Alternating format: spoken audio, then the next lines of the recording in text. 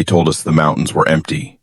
They told us the Appalachian wilderness was just rocks, trees, and silence. They lied. My name is Lieutenant Mason Clark. In January 2019, my unit crashed into a classified hell that the Army tried to bury. We spent 3 days in the freezing dark, cut off from the world. We thought we were alone. We thought the things watching us from the trees were monsters coming to kill us. We were wrong. The things in the shadows weren't hunting us. They were protecting us. Because there is something else in those woods. Something ancient. Something hateful. And if the guardians fall, there is nothing left to stop the real nightmare from coming for you. This is the story they don't want you to know. It started as a routine winter training op. 5 of us. Me, Sergeant Brooks, Corporal Hunter, Private Mills, and our pilot, Chief Warrant Officer Cortez. We lifted off from Fort Campbell at 1,400 hours. The mission was simple. Survive 3 days in the cold and go home. But the mountains had other plans. 2 hours in, the weather turned. Clouds swallowed the sky, black and heavy. Then, the instruments went haywire. The GPS scrambled. The radio died into static. Cortez yelled that something was jamming the avionics. Then the engines quit. We dropped like a stone. Metal screamed as we clipped the tree line and slammed into a frozen ridge. We survived, but it was bad. Cortez took a hit to the head. He was bleeding, barely conscious. We dragged him out into the snow before the fuel could blow. We were 40 miles from civilization.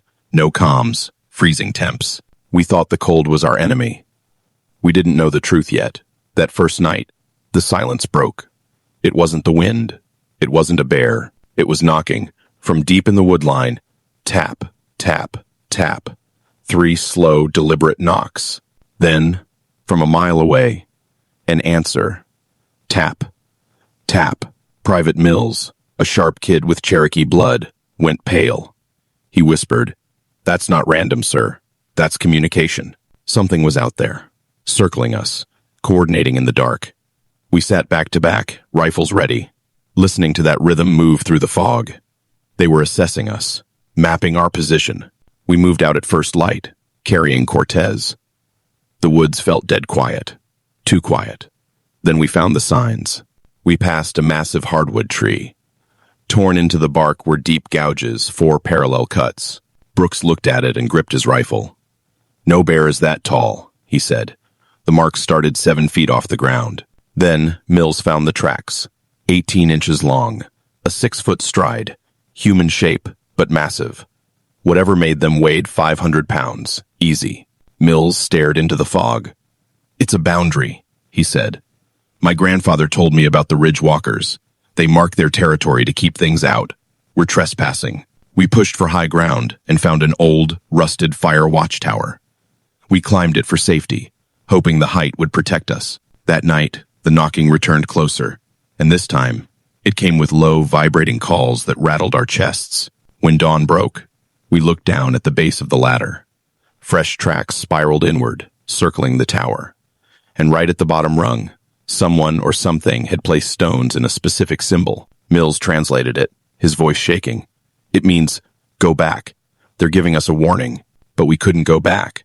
Our only way out was forward, toward the fire road. We hiked east. Hunter saw at first a silhouette in the pines. 8 feet tall, shoulders like a tank, covered in dark fur. It didn't attack. It just watched. Then, we realized, it was hurting us. Every time we drifted, one would appear, pushing us toward a valley. We stumbled right into their living room, a clearing filled with structures made of woven branches. Suddenly, 8 of them stepped from the shadows. Massive, amber-eyed giants. The alpha stepped forward. He was gray, scarred, and ancient. He didn't roar. He raised a massive hand and pointed deliberately toward the exit of the valley. "They aren't hunting us," Mills realized. "They're escorting us out." We hurried toward the road, feeling relief. That's when we heard the scream. It was high-pitched, shattering the air like a dying animal mixed with grinding metal. The smell hit us next sulfur and rotting meat. "Contact front," I yelled. They burst from the undergrowth. We called them the Hollowborn. Pale, hairless, disease-ridden things, running on all fours like twisted humans.